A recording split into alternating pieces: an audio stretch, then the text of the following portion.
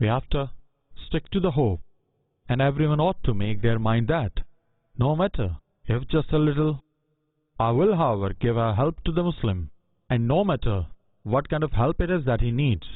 See, here I'd like to give an example to understand. At the time when setting, the sun says, "Is there anyone who can replace me?" "A lamp lit in a cottage at the shore," replied the sun. "I'll try to do if I can." Why can't we do this?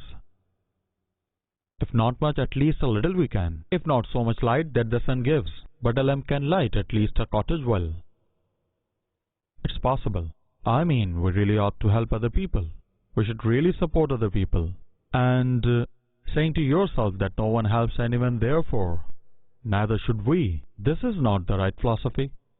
A man saw a scorpion drowning in water. He picked up the scorpion and saved it. The scorpion stung him. What else would it do? It stings. It stung. He let go of it. Because of pain, it again began drowning. He picked it up again. Sympathy was there. It stung again. The man dropped it again. He picked it up again because it was drowning. The scorpion stung again.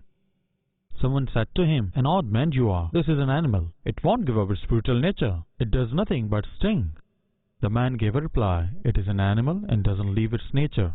Why do I need to give up the human nature I have been given?" It's a lesson.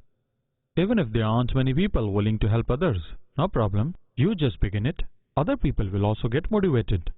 Let me tell you, someone has said, "Do not curse the dark. You just fix your lamp.